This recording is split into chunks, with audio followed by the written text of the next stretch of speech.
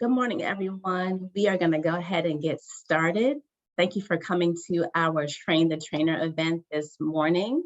We are talking about scholarship packaging. My name is Ayana Jones. I work for the CollegeBound Foundation, as you know, and I am the Director of Training. I've worked here at CollegeBound Foundation for about 8 years in the capacity of a college advisor and recently moved over to headquarters last summer. Prior to that, I worked in the Office of Financial Aid at Stevenson University, and I'm joined today by our lovely co-host, the beautiful Micah Yarbrough, and I'll allow Micah to introduce herself. Good morning, everybody. My name is Marla Ash. I am one of the cats at CollegeBound. I actually work at Poly, which is my alma mater. Before I came to CollegeBound almost a year ago, well, a little over a year ago, I was working at Towson University as an admissions counselor. Okay, great. Thanks, Micah.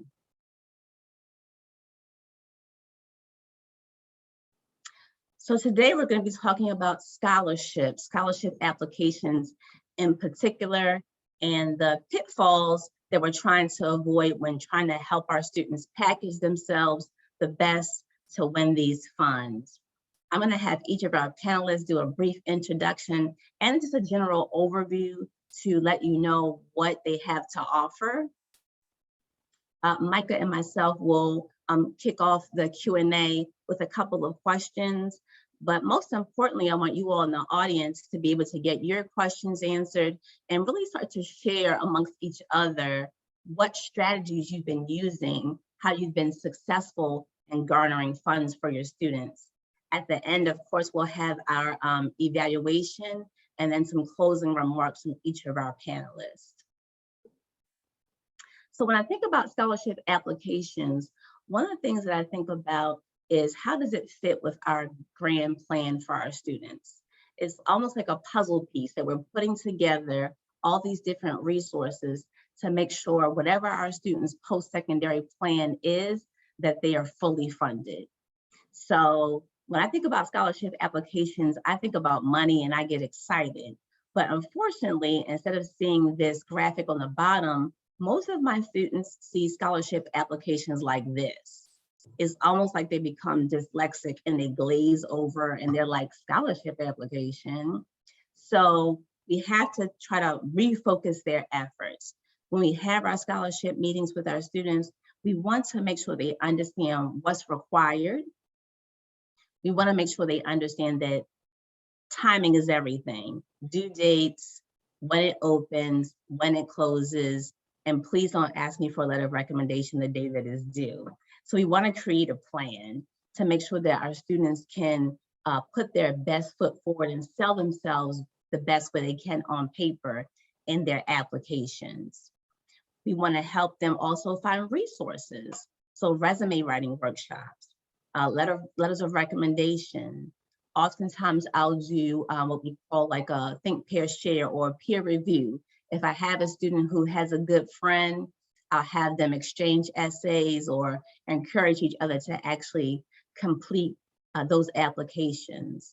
Also help my students get essay help online so they can submit their applications on time. And after all of that, a lot of times my student says, I put all this work in, Ms. Jones, and I wasn't chosen. So one of the things I do want us to remember is to give our students a general rule of thumb. Rule of thumb is for every 10 scholarships you apply for, you typically get 1. So sometimes not being chosen is part of the process, but that's okay. Because once you start to draft and craft those essays, you can rework those same essays for other scholarships. Usually at this point, I ask folks a question, usually about what they've learned or if they want to put a waterfall in the chat. But this time I do things a bit differently. I just have one question for the audience, and that is, why do all stock photos look the same? So I am going to introduce our panelists. I did not get permission to put their photos up, so I didn't, but that's okay. We're gonna go in alphabetical order. Our first person we're gonna hear from will be Andrea Ledbetter. She is the scholarship advisor for the CollegeBound Foundation. We're gonna follow her in alphabetical order with Alexis Young. She is the program officer for the William and Linnea Featherstone Foundation. Followed by her will be Mr. Aaron House. He's the manager of education programs and services at Horatio Alger. And we'll follow that up, last but not least, Dr. Marla Ash. She is the Assistant Vice President of Scholarships for the Thurgood Marshall Fund. And Andrea, you're up first. All right, thank you, Ms. Jones. That was a lovely picture of me. Good morning, everyone. My name is Andrea Ledbetter, and I'm the scholarship advisor at CollegeBound. And I'm just going to talk about a couple of our different scholarship opportunities. You can go to the next slide. So CollegeBound, we're a nonprofit that's based in Baltimore City. We provide scholarships and last dollar grants specifically to Baltimore City public high school students. But we do have a couple of scholarships that surrounding counties can apply to. We have about 75 named awards, and we have close to $3 million worth of scholarships. It's a great opportunity.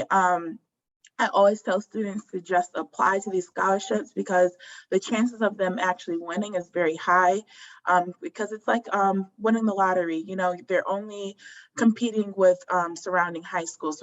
They're not competing with the whole, state of Maryland. So the chances of getting a scholarship is pretty high. So we have our competitive scholarships, which opened up December 1st, and they are due on March 1st. We have a number of awards ranging from $500 all the way to $20,000 renewable and non-renewable. And then also our last dollar grant is due June 1st because we do need some information that's not available to students at the moment. And the last dollar grant is specifically a need-based award. Students have to be Pell Grant eligible, and so our goal is for our $3,000 to cover the last bit of their billed expenses. That way the students don't have a bill. And the requirements for our competitive scholarship, they have to first complete the scholarship application, which is very user-friendly. They answer a bunch of demographic questions and some qualifying questions as well. And based on the answers that the student put, the system will generate the scholarships that the student qualifies for. So instead of going to our website and reading over which scholarships the student is eligible for, the system, it does it for them. So it's very easy. And, I love seeing students get excited about seeing how many scholarships they qualify for. So they have to first submit the application by the deadline, be graduated from a Baltimore City public high school or surrounding county. And then they have to upload a transcript, academic resume. 1 letter of recommendation is required, but students can upload up to 3. And then they also have to write an essay. Not all of our scholarships require essays, but bulk of them do. And then for our last dollar grant, the student has to also submit the application by the deadline, upload a high school transcript, and we do need the financial aid award letter from the college that they are attending. That way we can see what they're being offered in financial aid and to see if they're eligible to receive the last dollar grant. And the student aid report, so we can verify that the student is Pell Grant eligible. And then if they are going to a Maryland college, we also need the MHEC award letter. And then we just need to know if they are receiving any other scholarships or grants, and we can take that into account when we are looking at their eligibility. And that's pretty much it. Okay, great. Thank you, Ms. Ledbetter. Next, we have Ms. Alexis Young. Good morning, everyone. My name is Alexis Young. I am a program officer at the William and Leah C. Featherstone Foundation, where I oversee our college and career readiness initiatives, which includes our scholarship programs. Can we go to the next slide, please?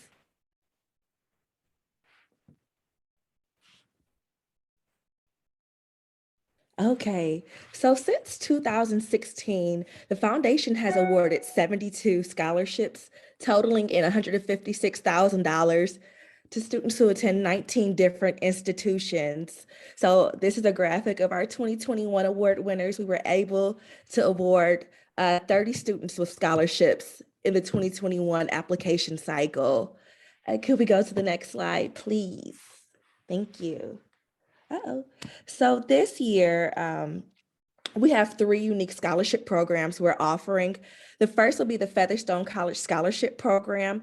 That's exclusively for students who will be attending or already attend the University of Baltimore. We're offering $3,000 awards to that institution.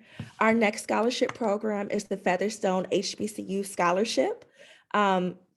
As you can see from the graphic, we're offering $3,000 scholarships to students who attend Coppin State University, and we're excited to roll out our awards for Morgan State University as well in the upcoming weeks.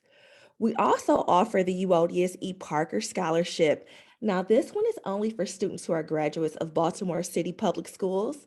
And the unique thing about this scholarship is it's applicable to any four-year college or institution in the United States. To be eligible for the scholarships, we're really looking for students from underrepresented communities or communities that have been historically excluded from economic advancement. We take SAT and ACT scores into consideration, but we know for a number of equity reasons, these don't hold as much weight as they used to. I don't know if they ever should have, but that's a conversation for later. We're looking for a 3.0 grade point average. And again, I see the question about what would be a competitive score. In full honesty, that's probably the part of the application that we hold the least weight. So if there's a student who has a package that they feel might not be as competitive as others and they've taken the SAT scores, we'll look at them. But again, that's not really where our emphasis is. Thank you for that question.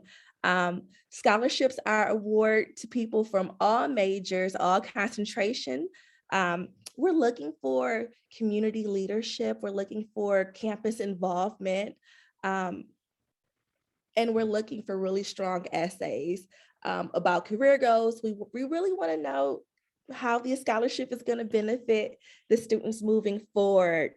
Letter of recommendations are encouraged, but not they won't be a deal breaker if a student doesn't have them, but we're really looking for letters of recommendations. Sometimes if we have 2 scholarship packages and one student has it, another one doesn't, that might be the thing that's the tiebreaker between 2 students. So we really encourage them.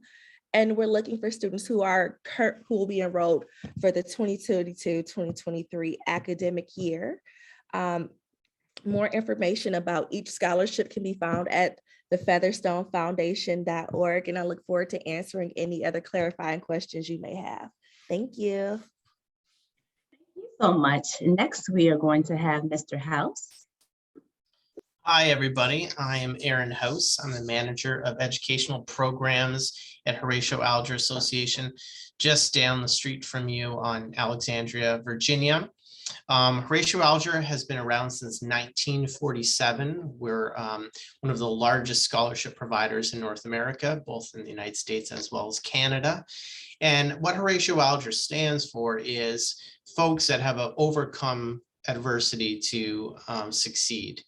And that's exactly what we're trying to do with our scholars. And so adversity is a key component. You can go to the next slide, sorry, to our awards. And it's helping scholars with a helping hand to get through college and then from there onward.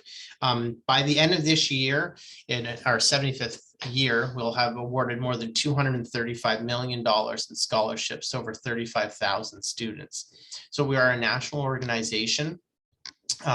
We have four main areas of awarding. We have state scholarships, which are $10,000. We have national scholarships, which are $25,000. We have targeted scholarships, which vary depending on the state, the school you're going to. And so our website lists all of those different types of agreements with schools. And then we have career, technical, vocational scholarships for $2,500. Our applications are open now, and they run from the beginning of January to March 15th. Now, any of you who have had students apply for Horatio Alger scholarships before know that this is a little different. And if you want to go to my next slide, this is because we have changed our awarding, and we are now starting to award juniors. One of the big differences with Horatio Alger is that we really are a holistic scholarship program. So it's not just a matter of receiving funds from the association, but you're really wrapped into what we call the Horatio Alger family. This past year, one of the services that we offer is the College Success Program, University Success Program in Canada. And what that program does is help students as they transition in the summertime onto their first year of college. This program was a great success for us. It obviously, and I know I'm preaching to the choir here, it obviously helps build retention. I worked in academia before coming over here. And so it helps all those things, especially for low income adverse students succeeding in their first year. So this program is such a success. Our board member says, let's roll back our scholarship to juniors. So we'll now have 2 years before they set foot on campus where we can provide them with the financial aid counseling that we offer, college advising, or online success programs that we run that span the gamut from financial aid, financial literacy, all the way to navigating the college experience. We have scholar monitoring so that we can help students as they make their decisions as they lead up to decision day. We have often had scholars that had grades to get into programs where they would actually graduate without any debt, but didn't have anyone to help coach them along to think that maybe the state school or a community college wasn't the best place to start because there was no opportunity. They just didn't know the opportunity was there based on where they were from. We have a very diverse and inclusive environment through our Horatio Alger family. Our alumni association is 13,000 strong. We launched an internship program for our scholars this year where a lot of our scholars have to work at a grocery store over summertime, so they can't get the experience that their more affluent peers might have when they're in college. So now we say you find the internship. It doesn't matter if it doesn't pay anything. Horatio Alger will pay for your summer living expenses so that you can experience that. We launched an externship program this year with our alumni, where our alumni take in current scholars and expose them to the work environment that they're potentially looking at going into.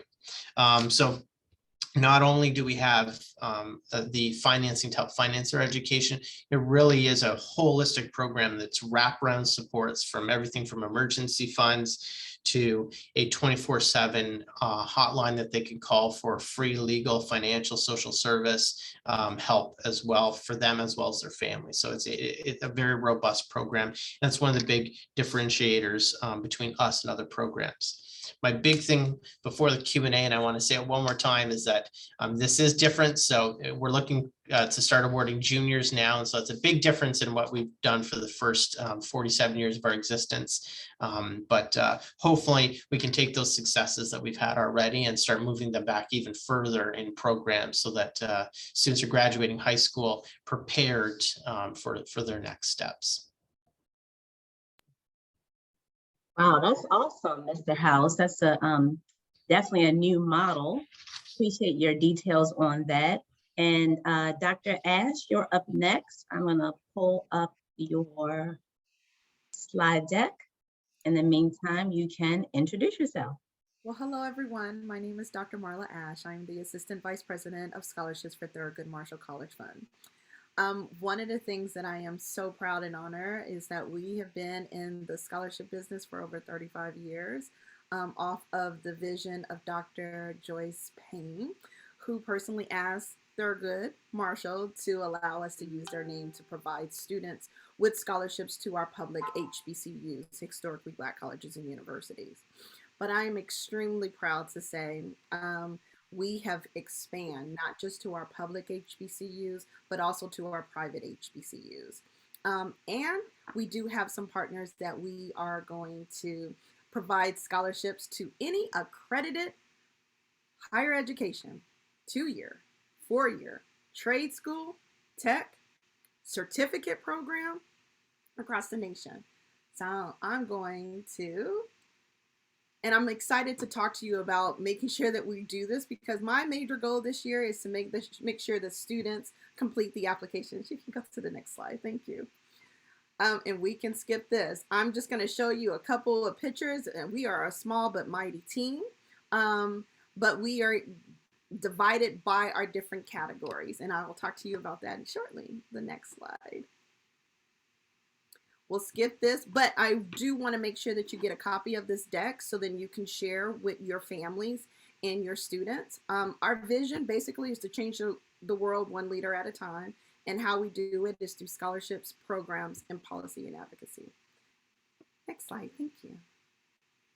So, again, we have really been focusing on our 47 public HBCUs, but as of 2021 academic year, we started offering scholarships to not just African American, but students that have a need, diverse candidates, to any accredited institution, higher ed institution in the United States.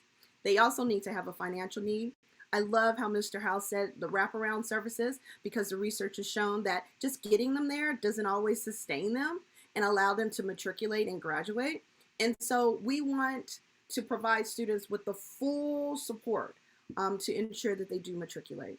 And our ultimate goal is to reduce the disproportionate amount of loans that African American students receive. Next slide. So for 2020, 2021, I'm still in the midst. We receive over 23,000 applications, and we review them, and we award over 1,800 students scholarships. I'm so proud of this year. We had over $5 million in awards, and our average award is around 7,000, but our largest can be up to 100,000, 20,000 per academic year for 4 years. And we were one of the first scholarship providers that was able to pivot and aid and assist our students during the COVID emergency, where we've awarded $1.3 million in scholarships. Next slide. All right, so here's our types. We have our access scholarships. Our access scholarships are geared just that, to give you access to go to the institution. Our programmatic scholarships. The programmatic scholarship is a combination of our access scholarship, but you'll have mentoring, you'll have success training, you'll have internships, externships. This is to allow the students not only to have educational training, but professional development. A lot of our partners are looking to use our programmatic scholarships to be pipelined into their talent pool. And then we have our gap and our completion awards. And that is just how to get so close, but yet you can't finish because you have a balance. This is what the gap completion, to make sure that you're able to overcome that hurdle. And the emergency. We all know COVID put us in a tailspin. And it really highlighted some of the insecurities that we were noticing. So our COVID Emergency Award helps students with food insecurity, housing insecurity, technology insecurity, mental health insecurity. And this is open to our students that go to our member schools. Next slide. We can skip this. As you guys know, you're impacting students and you're changing their lives. Our scholarships are competitive. Our average GPA is 3.5, but our minimum is 3.0. And I do have some scholarships that the minimum is 2.5. A lot of our students focus on STEM. A lot of our students are first generation. And as you can see, 75% of our students are Pell Grant eligible.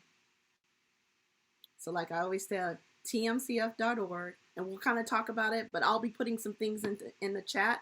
I suggest that high school students kind of do the research. We keep everything up there so then they can kind of see what's expected.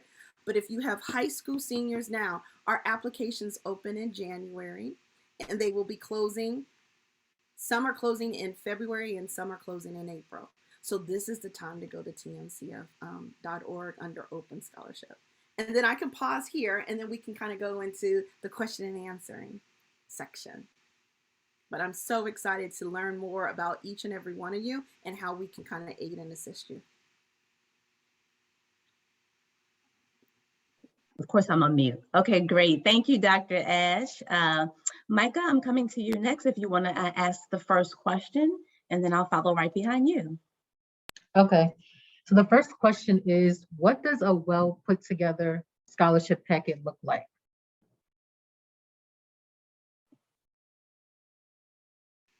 Mr. Whoever House, wants to I'll start. come to you first if that's okay. No, go ahead. You want to start? Absolutely. I can now go on for the rest of the hour if you'd like me to, but I'll start with one of the big things that encapsulate a lot is telling the whole story. You know, there's and I previous to give you background, I worked in a university student awards and financial aid for over a decade, and then worked at another not-for-profit before coming here, all within the scholarship realm. And one of the challenges that we all face as humans is we fill in gaps in our mind and as we're writing down our story. And it's in particular importance when we're awarding students through adversity. Sometimes they want to skim over that because it's a pain point. But there's many times, and those are the ones that haunt me, the applications that we just didn't have the right connectors to put it together. We know there was a challenge. We know that they overcame it, but that middle ground is a hard part. So it's really telling the whole story. And you see students start often with I and roll into a we, not as in we as the family, but we because they're trying to separate themselves out of it. And it's just a natural thing to do, especially when there's very hard challenges there. And those, to be frank about it, are the thousands and thousands of applications. The ones where you just couldn't put all the pieces together are the ones that haunt me, because you couldn't award them because you just didn't have it. And the other big one is making sure that an applicant doesn't rely on the reference letter to provide the story, because it kind of follows in on that one.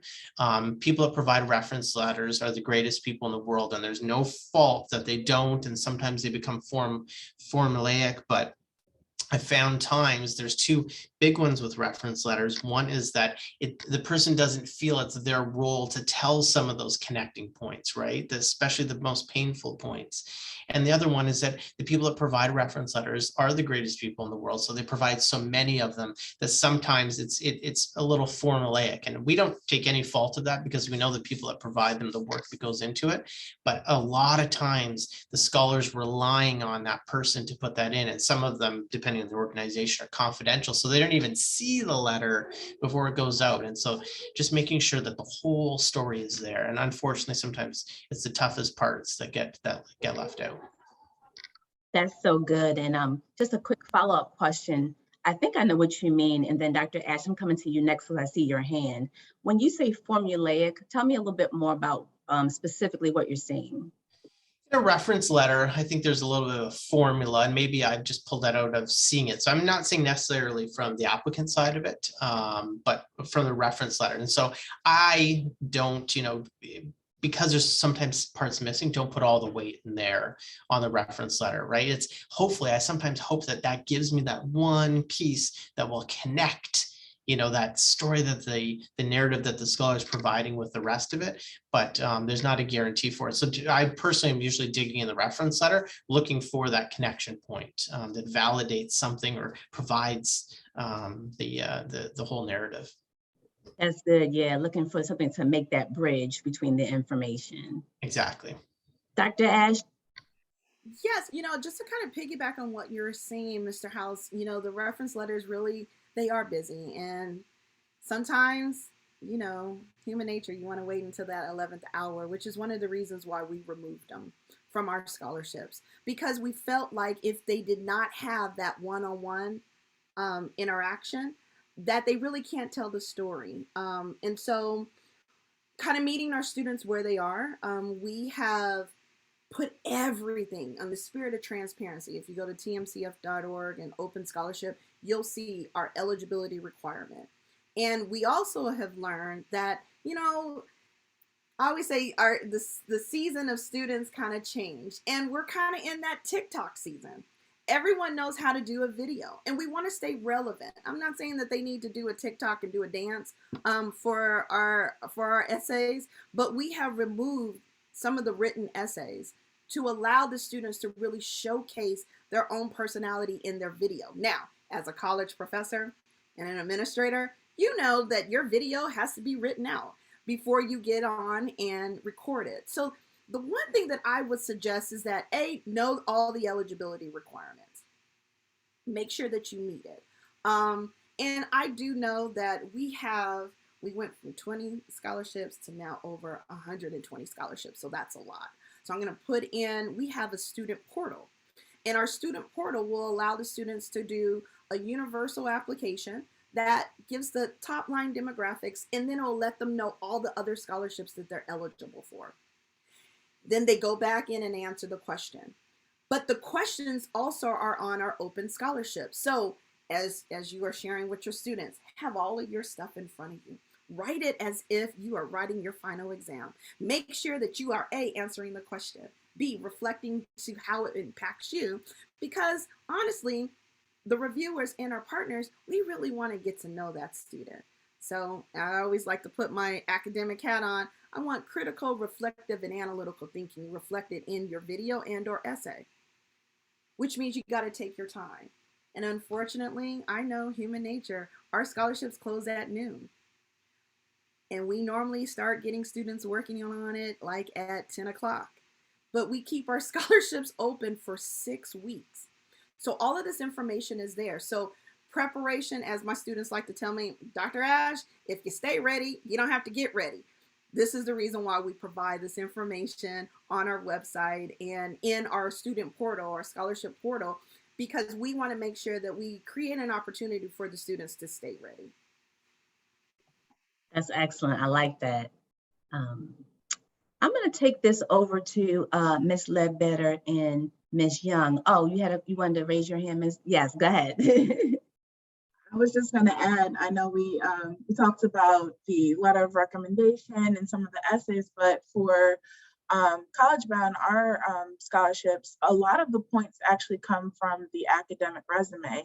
And I know students kind of struggle with the academic resume a lot because they just don't know what to put on it. And I always advise students, because, you know, I stay back and I work with the students to submit the application.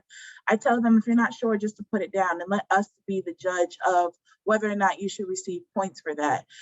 Some students, you know, they're not able to get involved inside or outside of the classroom as they would like because they have other household responsibilities that they have to take care of. And we take that into account, and we also allow students to receive points for that as well. And we're not talking about like washing the dishes, like real responsibilities that can, you know, prohibit them from getting involved inside of the classroom. So to definitely take time and get that looked over or ask for help with the academic resume is another key document for us. That's so good. Thank you so much. Yeah, that resume, and to Dr. Ash's point, that should be an ongoing living document from 9th grade, so that when you're trying to apply for these scholarships, you can put your best foot forward. Ms. Young, any additional comments on that question?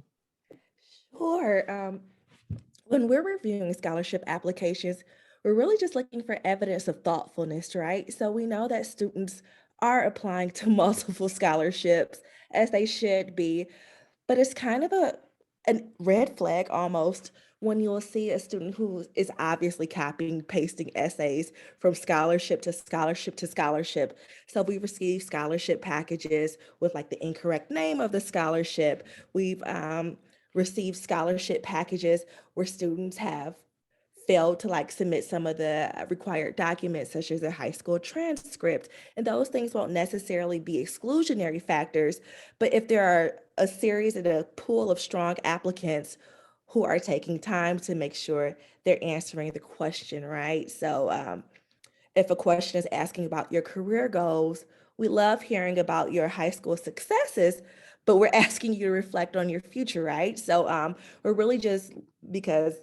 a student paying attention on a scholarship application really will be an indicator that they'll pay attention in their coursework moving forward, right? So we're really just looking for students who are following instructions, right? And it seems really simple, But when students have so much pressure on them when they're applying to a number of scholarships, we know that can be a daunting task. And again, that won't necessarily be exclusionary. So if there's a strong application, and that's obviously a typo where you forgot to change the organization name or something like that, again, it might not be an automatic deal breaker. But if you're competing with a peer whose scholarship package is fairly similar, that may or may not be what knocks a student out of the running. A strong scholarship package to us also looks like a student who, again, has demonstrated a commitment to their community, right? So Featherstone Foundation, we're a relatively small local organization. We're looking, again, so college and career readiness is one part of our organization, but we're an organization that's really committed to economic impact for students and revitalizing communities. So we're looking for evidence that students are either involved in their local community or their high school, or we're interested. We also love hearing plans about how they forecast what their involvement will be on their college campuses, ways they anticipate getting involved, ways they anticipate serving their community post-high school or post-graduation. So we're really looking for students and scholars who have demonstrated or who aspire to be change makers in their local communities. Thank you, everyone, for your responses. So as students are putting together their scholarship applications, are there any resources that you would suggest for them while they're working on their applications, whether it's a essay editing service or something like that?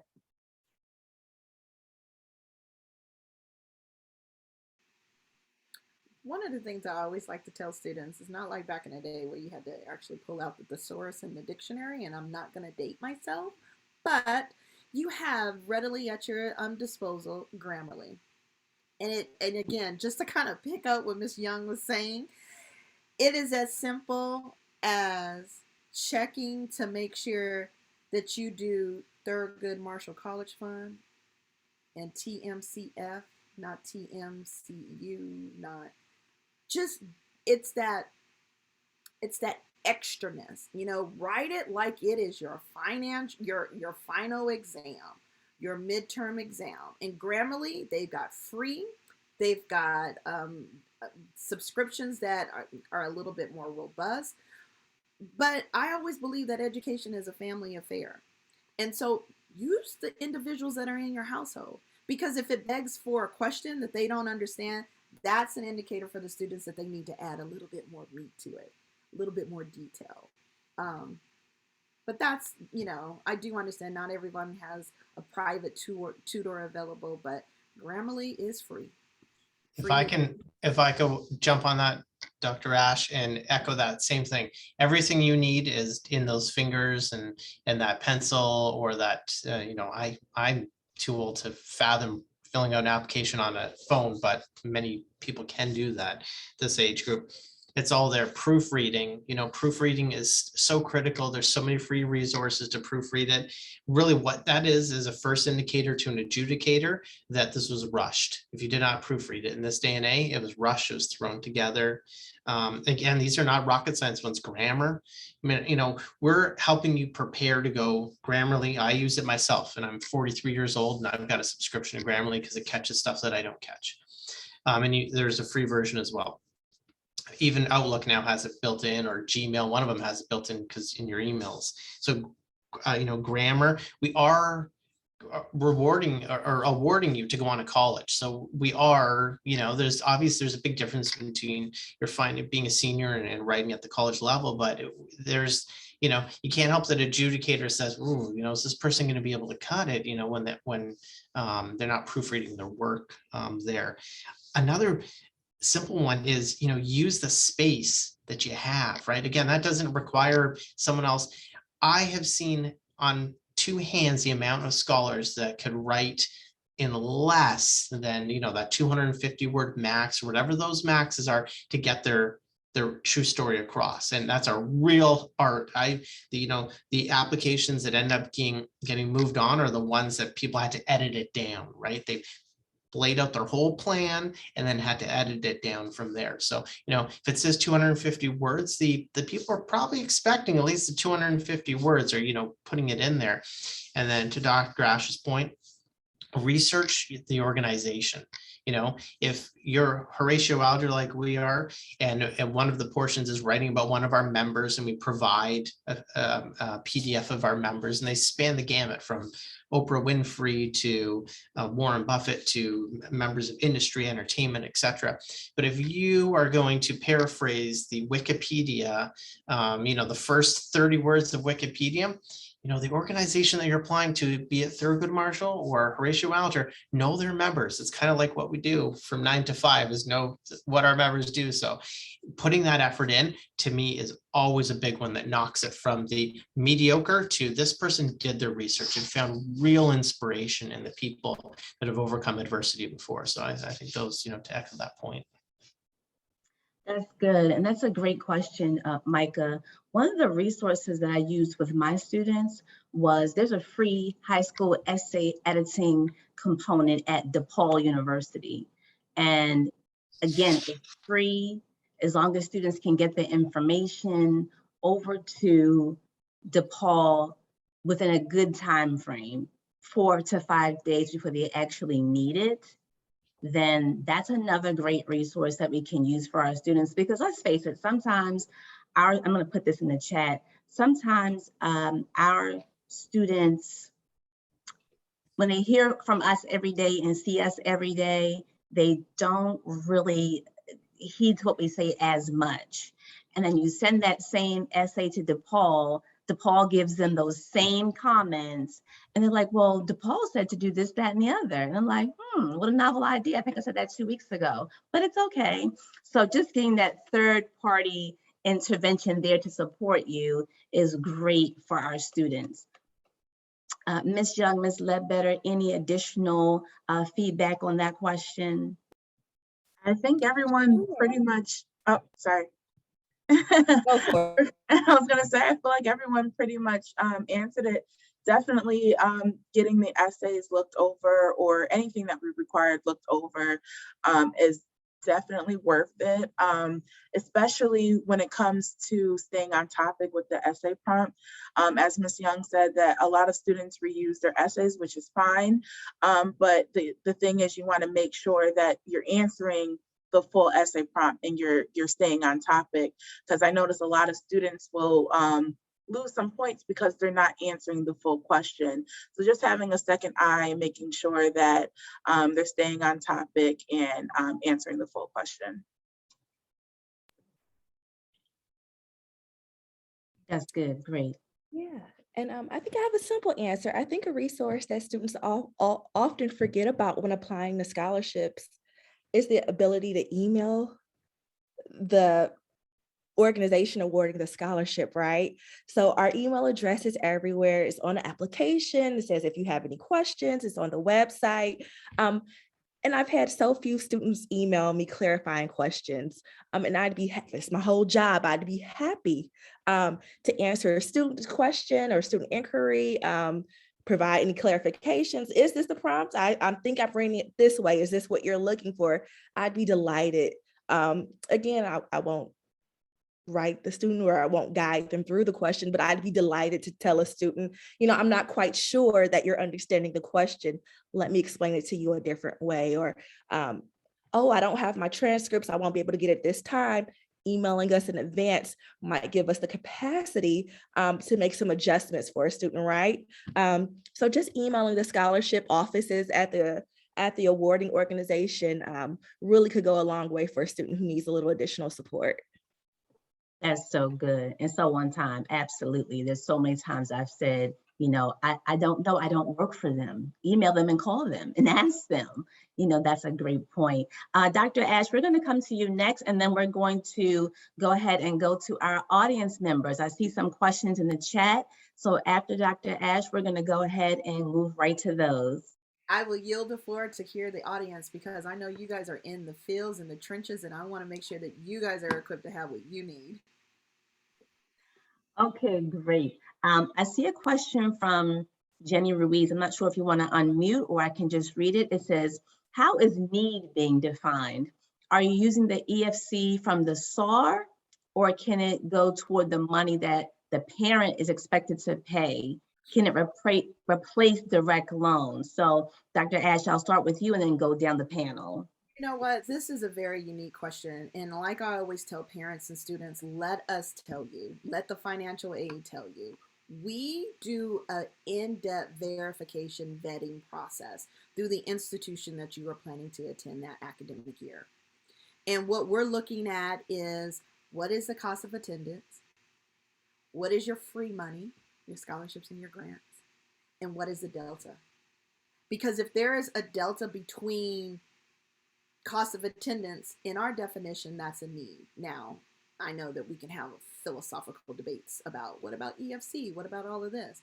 I am truly looking at the information from the schools that are going to allow the students to get there. Remember, our ultimate goal is to make sure they don't have a disproportionate amount of loans. And we know that our students, cost of attendance, free money, that delta is normally taken up by the loans. So for family members, now I have some partners, Sally Mae as an example, they want students to be Pell eligible. Now I know that sometimes not everybody does their FAFSAs when they're supposed to. We encourage that their FAFSA is submitted to the institution that they're planning on going to, but I'm pulling this information from the financial aid directors in institutions and teams, because I know sometimes it gets a little gray and it gets a little hairy.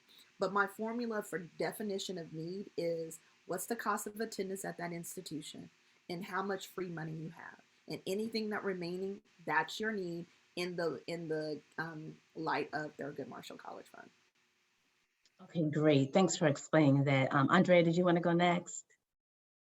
Yeah, sure. So that is actually a really good question, and it's has a lot of different answers for CollegeBound, because we administer awards. So it depends on what the provider, how they would see needs. So some of them look at Pell Grant eligibility, some of them look at EFC. For our last dollar grant, we kind of use the same formula as Dr. Ash. We look at the cost of attendance and how much money you have to put towards college. So that's any type of financial aid, whether it be free money or loans, and then whatever is left over, that is what the need is. So the gap, or the to build expenses. So whatever you have to, the amount that you have left over to cover your build expenses, that's what we look at for our need in our last dollar grants. But for our competitive scholarships, it all depends. Honestly, it depends on EFC or Pell Grant eligibility. Okay, great. Thanks, Ms. Ledbetter. Ms. Young, did you want to go next? Hi, so at Featherstone, we have merit-based scholarships. So we do not ask about we don't require any kind of financial information. We don't typically take into consideration the cost of tuition at the university, or to make the decision about which students are eligible. We don't ask students whether or not they've received any other awards. Again, I won't say solely, but we are a merit-based scholarship. So again, our emphasis is on that scholarship package and the presentation of the student. So we do have a question asking about household income, and that's something we certainly take into consideration, but that's not one of our major considerations when deciding who will or will not receive a scholarship.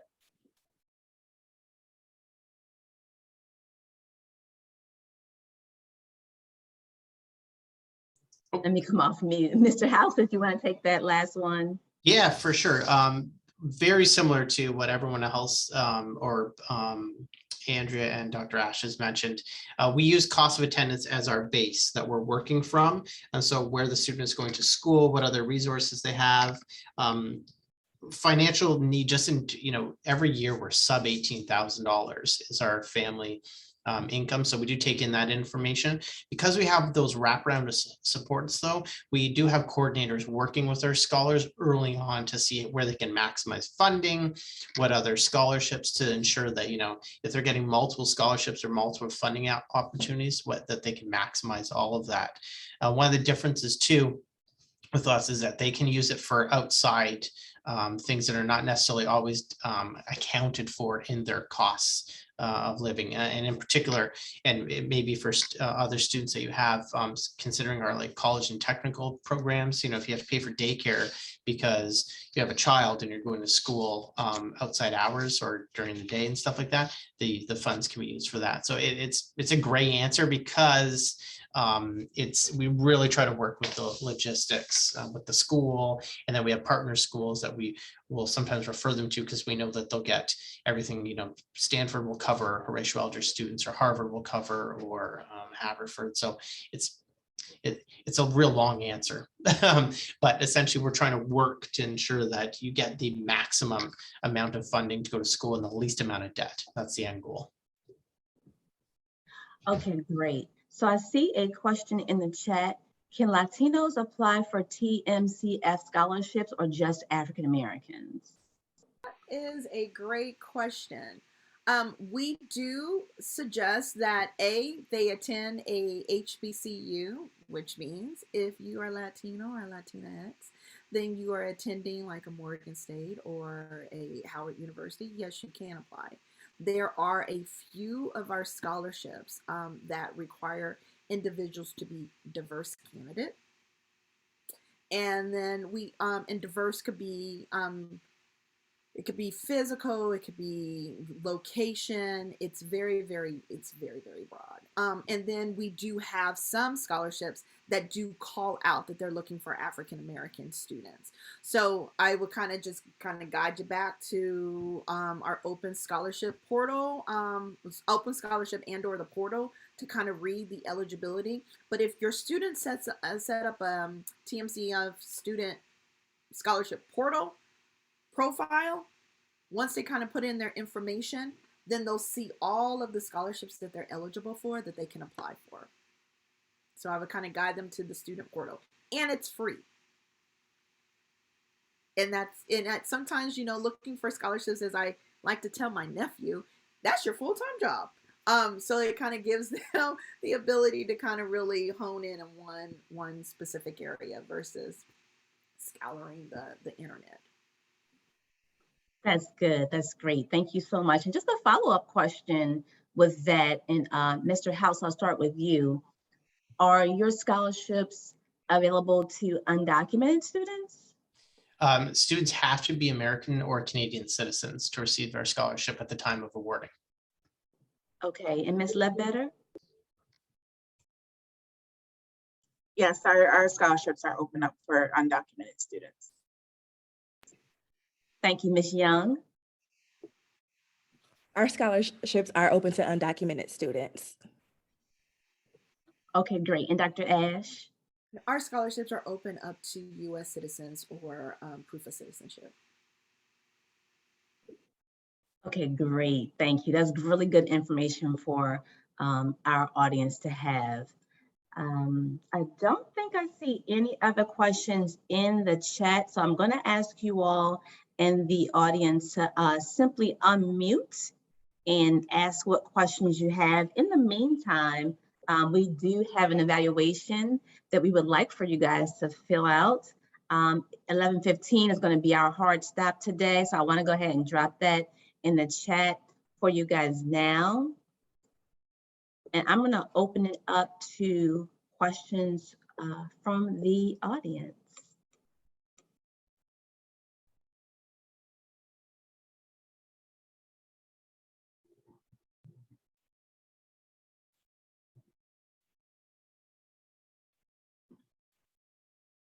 If we don't have a question yet, I have additional tips if you want to hear them. I do. That's great. Thank you so much. One of them, and if people have questions, then they can push me off. But one of the big ones is really using that whole application. I found that a successful applicant has a strategy, and I actually took this from people going into interviews where they put together, I want to make sure I hit points 1 through 10 in my interview, and kind of pack that in their mind. And we've seen students have told us they successfully, what they did was they essentially said, I want to hit points 1 through 10 in my application. Where can I inject them? completely get it, as I think Ms. Young mentioned before, that there are people, there's some components that everyone's asking the same question or a derivative of it. And so you pack that in there, but making sure that you can kind of put the spin for Horatio Alger on, or the Thurgood Marshall spin on, put those spins on it, but make sure you like play out the whole application and make sure you get in there what you want to cover off. And an unofficial one, even though we're recording it, I won't own this, is when we're talking about resources that are out there. I don't know if everyone, I'm pretty sure most other scholarship organizations, especially the larger ones, we know there's a Discord channel about us. We know there's a Reddit channel about us. We've trolled it before looking for information of what people are thinking about. So there's a lot of scholars that have already received our scholarship that could probably provide unofficial, informal commentary on how they were successful. I wouldn't say troll, because I think trolls actually making nasty comments, but I've reviewed it before because I'm a big fan of Reddit to see, oh, what are they talking about? And we know that those things exist. And so any young person wouldn't need us to tell them to Google us out, and they'll probably find the Reddit thread of Horatio Alger. There's also the book one too, but that's not the one they're looking for. That's good. That's a great point. And have any of you, including you, Mr. House, ever come across anything out there on social media that just wasn't true? I think, I don't know if it's not true. There are people that, someone said to me when I worked in the university, and I think it plays true as well in a not-for-profit scholarship provider. Everyone thinks you have the greatest job in the world because you give scholarships away. And I said, well, I'm only giving it away to like less than the 25% of people that apply, and then there's only 5%. So reality is 95% of the people hate me, and only 5% of the people like me. And if they like you, they like you a lot. But the people that don't like you a lot too. And so I would say that there's, sometimes misinformation of people that, didn't get it, or, they think, it's not like you're going to post their essay and say, well, you wrote 3 sentences in it, a 500-word essay. No wonder you weren't going to get it. So I wouldn't say misinformation per se, but there's obviously angry people that don't get the award where they thought they deserved it. Yeah, that makes sense. That makes sense. Yeah, Dr. Ash, go ahead. Just to piggyback, I love the statistics that you provided, that effort versus actual awarding. And I do understand that, we have a society that we are awarded for effort. However, in the scholarship arena, just because you completed the application, that doesn't guarantee that you would actually get it. And in managing that expectation, and managing the parents' expectation. And I love how, we get a lot of emails, and I put our email, and parents want to know, like, why did you not pick my student? And I don't really get into that dialogue. What I suggest and what I recommend is, let's look at this and let's make sure that everyone that meets the eligibility does not always rise to the top when we are reviewing every single one of them. And so utilize your community, utilize your institution, and keep applying. But the thing is, I want to close my application completion rate, because as much money I want to give out, I don't get a lot of students they start it, and we send out reminder emails. We send out text messages. I'm to the point that I'm going to do a TikTok to say, come get the money. You got to apply to get the money. And so I just ask that as you are sharing with your students and with their families, deadlines are critical. Coming out of higher education, coming out of corporate America, deliverable dates are deliverable dates. And I can tell how many times have you been into the portal. I can tell how many times that you actually started the application and not finished. And I can tell when you try to submit after the due date and the due time. So all of our scholarships close, except for one, close at 12 noon Eastern Standard Time. Help them do the conversion of the time. And let them know that just because you don't get this one, that doesn't mean that you're not going to get anything. Keep trying. Yeah, that's so good. And share that TikTok when you do it so we can all see it. Andrea, I see your hand up. Yeah, and just to add, it's really sad seeing how much money goes gets left on the table because students aren't responding to our emails. Like, if you don't accept the award in a timely manner, then we have to award another student. And another thing to add is make sure the students are keeping track of their emails, and there's not 3,000 unread emails, because that's how you can lose money, not just from us, but from like MPEC and from the institution. Like, everything gets sent through email, so keeping track of that, staying on top of your email is very important from now on, not just with receiving scholarships, but for college as well. So that's just another point to add. Yeah, that's so good. Making sure you stay on top of the email. I had a student that went to the second round for the Jackie Robinson Foundation and didn't know it because he didn't check his email. So it's just one of those things where you're just like, but that's a great point. Ms. Young, yes, I see your hand. I actually was, believe it or not, getting ready to make the identical point. We have had students who've lost their scholarships, unfortunately, because when we email our scholarships, we ask for you to reply by a certain date, and that's typically a week or two afterward to give students time. But unfortunately, there have been students who've missed that deadline. Then I've called and their voicemail is full. And unfortunately, we've had to move on to the next candidate to receive those scholarship funds. I've also had students have like incorrect email addresses. And again, we're a smaller organization, so I'm able to get on the phone and call students. But I know for some of the bigger national organizations, the capacity might not be there to call a student if they list an incorrect email address for notification of their award. Also, one quick note about Featherstone scholarships that would be a shame for me not to include. That all recipients of our scholarships do enter the Featherstone Scholars Program. Well, they'll receive professional resumes that we have designed by a consultant who works one-on-one with the students. All students do receive professional development.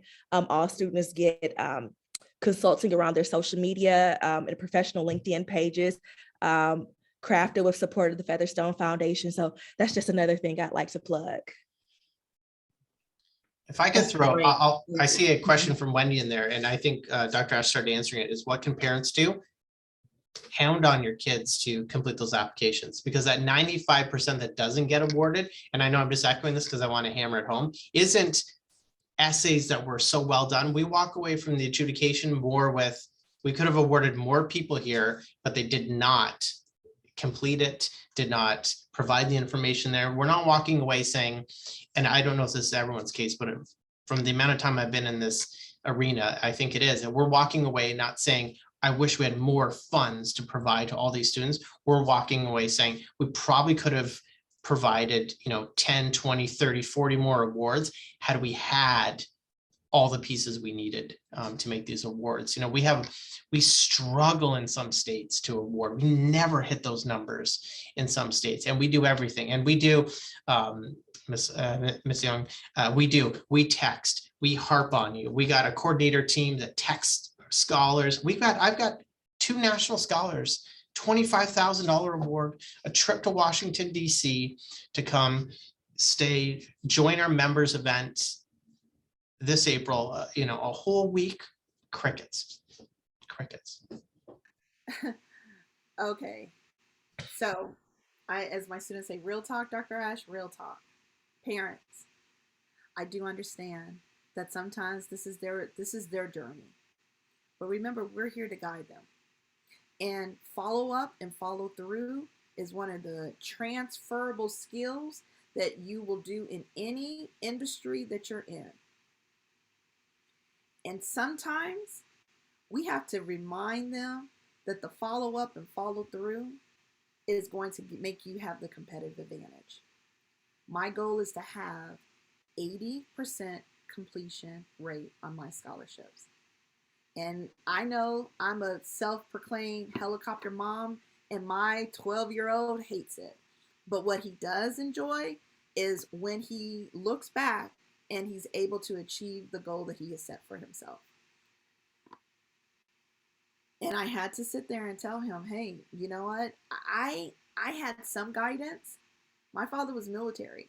He put me in the position so I can go to school. But that's all he could do. We all understand the importance of education.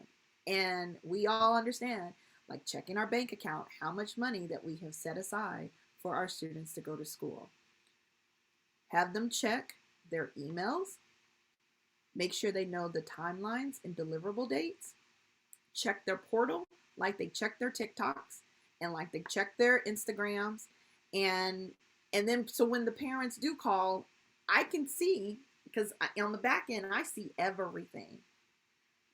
That's what I'm in need of, to kind of help the students, because, you know, unfortunately, with everything that's going on in the world, we're leaving these young people to figure out how to do adult things without giving them the training and the benefits and the exposure to what adulting is. And adulting is following through on the things that you are responsible for doing, even if someone's not standing over you having you do that. So Yeah, that's so good. That's so true. You've been to my house. You've heard those conversations. Okay. I can Miss share my script with you if you need it. Jenna Hart, I see you put a question in the chat. Did you want to unmute? Yeah, for sure. So my question is kind of surrounding the application process and kind of navigating it, particularly for English language learners. So particularly those who are newcomers, either in middle school or high school. So I know we talked a lot about kind of ensuring that your essays are fine-tuned and polished. And so for especially ELs, that can be a difficult challenge because those are kind of vernacular that maybe they're not used to academically because it doesn't translate to their home language. So I was wondering if you can just speak a little bit about strategies that you've seen be effective, or different ways that we can encourage those ELs to, you know, apply to scholarships so they don't feel discouraged. Because I think that in my experience, there's been some like self-deselecting when it comes to scholarships, because students are like, well, I'm still an ESOL, I'm still, you know, learning the language, I'm not a good candidate, and that kind of thing. So if you all can shed a little bit of light, that would be really helpful. That's an excellent question. I'm going to open it up to actually everybody on the call, because I think that's a really, really good question. Ms. Young, I saw your eyebrows go up, so I'm going to come to you first. Yeah, thank you for that question. My eyebrows went up because I was kind of excited about that population. The Featherstone Foundation actually started as a Latinx and immigrant serving organization before we kind of expanded to include other communities.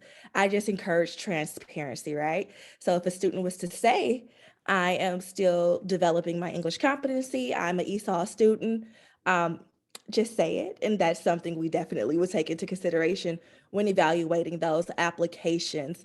And we also have people, we encourage our application materials in English just because our primary selection committee would be English speakers. But again, if there's a student who would feel stronger to submit those application materials in Spanish, if someone who works with that student gives us an email, we certainly will have the capacity to figure something else around, because that should not be an exclusionary factor for a student. Great, I think that's really good. For myself, I would say, Jenna, working at the high school's partnerships. So Casa de Maryland was one of the organizations that we would partner with to help our students. The second thing was definitely my paraprofessionals at my school. I would always sort of bring them in to help along with the student, so we can get that student to be a little bit more aware about the application components. So I wouldn't ever be doing that piece on my own. I always brought in additional resources and support for that process. Anyone else want to tackle that question? And this could be anybody from the audience or the panel. That's a really good question. It is. I think for TMCF, again, requirements, which institutions that they're attending, HBCUs or accredited in higher ed in education, U.S. citizen or able, and I want to make sure that I get the language right, or they have to be a legal permanent resident with a valid permanent resident card or passport stamp I-551. And again, because a lot of our questions for our application is video, only thing that I would just suggest is that they work with their school, their resource, their writing center to help them prep for the recording for their video. But I think that's its limit. We don't have anything that's geared towards individuals that are, English as a second language right now. So I hope that helps. And I was going to say, Ms. Young pretty much said exactly what I was going to say. The transparency is definitely important and encouraged, because I know when I read applications, I can kind of tell if there's a language barrier, and we do take that into account. But we do have volunteers that read our applications and may not pick up on it. So we have tons of students that are immigrants, and they've won several of our high awards as well. And the essays aren't, it doesn't hold as much weight as other components of the application too. Yeah, Thank you. Featherstone, we actually have award winners from 19 different countries, right? So our organization really has an international emphasis. We're really, again, looking to provide students with scholarships who's typically been excluded from getting scholarships. So again, encourage them to apply. We'd be excited and delighted to read those applications. So we just have 2 or 3 minutes left. I'm going to please encourage you guys to complete the evaluation. I'm going to send out the slide deck, hopefully, to everyone via Dropbox, maybe, because it's actually quite extensive, and I'm going to try my best. So I'm going to do that via the evaluation. If you guys can just click that link and fill that out. I'm going to ask each one of our panelists for a closing remark, as well if they can put their email in the chat for everyone in our audience. Any last minute closing remarks, thinking about those students who you love their story, you looked at their grades, you really wanted to award them, but there was just one little small pitfall in the application where you just couldn't award them, or any closing remarks that you want to give. And I'm going to go in alphabetical order again, and I'm going to start with CollegeBound. Yes, of course. And one of the main things that I forgot to mention during the presentation is that with the Last Dollar Grant also comes an amazing retention program called the College Completion Program. And we do have one of our college advisors on here as well.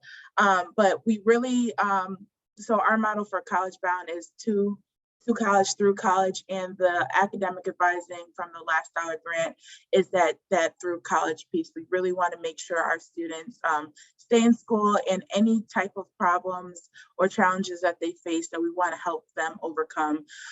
So we have a lot of one-on-one advising, mentor program, and then also we had student mentor or student goodness, I'm drawing a blank, I'm sorry, student advising, and we really just want to make sure that students stay in college, and that's our main goal. With I always say that the money is just an addition. The program is really what the students are getting and receiving. Okay, great. Mr. House, any final words, closing remarks? Final words, absolutely. And it's going to be a Gandhi quote, because come March, I'm going to read 8 million Gandhi quotes. And I'll use the "be the change you want the world to see." And why I'm saying this is because I feel I know Gandhi very well from all the applications I've read through the years. But the one challenge, and you brought it to the beginning when we started this, what are they missing, is the Gandhi quote sometimes I get a story about Gandhi. And the overcoming the adversity that inspired is missing in their story. And so at 250 words or 500 words, you have a wonderful story about Gandhi and how inspirational, but not how it transferred into the scholar's life themselves. So that's the one. love the quotes, but make sure that the quote tells the story about the scholar, not a story about Gandhi. That's so good. I like that. Thank you so much. Ms. Thank you Young. for having me.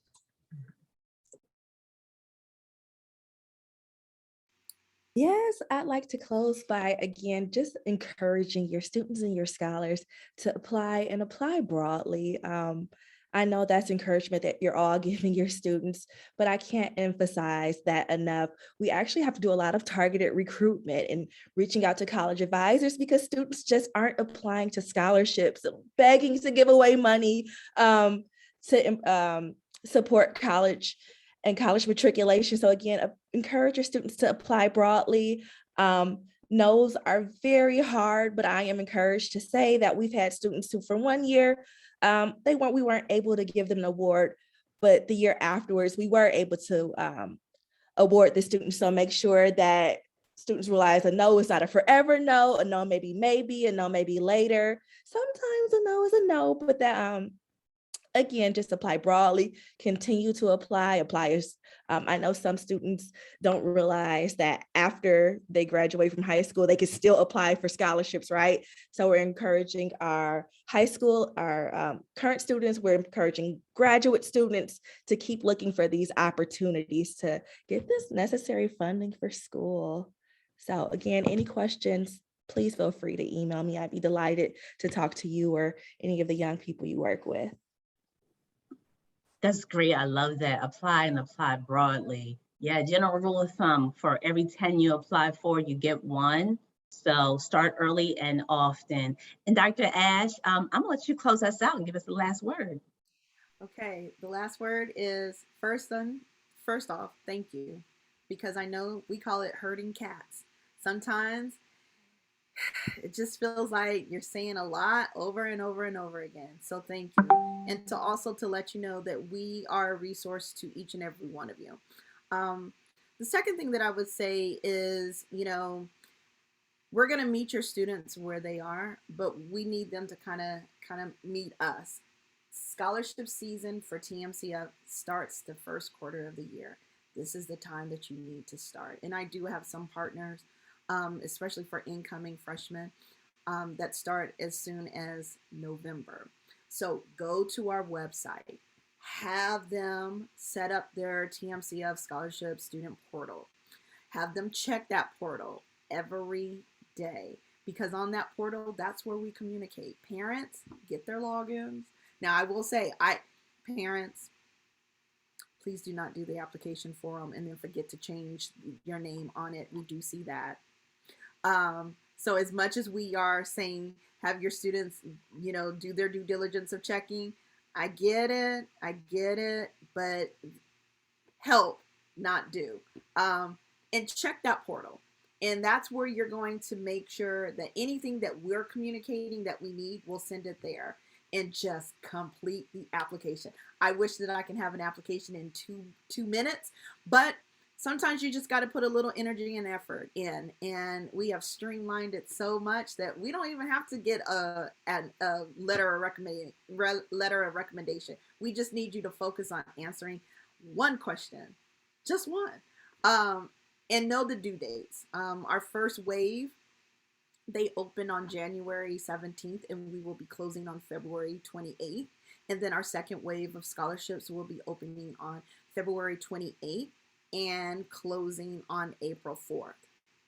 And deadlines are deadlines, because then I got to review and score each and every one of them to make sure that we have everyone's funding in place and scholarships in place for the next academic year. So takeaway, thank you.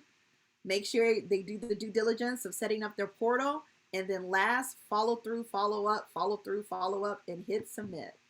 And it's a pleasure talking to each and every one of you today. Thank you for this opportunity. Thank you guys so much for joining us. And again, to our audience members, please complete that evaluation. I only see 7 evaluations completed so far. So please, please, please give us feedback on how we can improve and do better. I will be using that list to send out the information in the slide deck. Last but not least, thank you so much to Andrea Ledbetter, to Mr. Aaron House, Alexis Young and Dr. Ash. Really appreciate you all coming today. I feel like I've learned so much here today. Want to make sure that we do stay connected and give these resources to our students. So thank you guys so much. Thank you. Have a great day. CollegeBound staff, I'm going to ask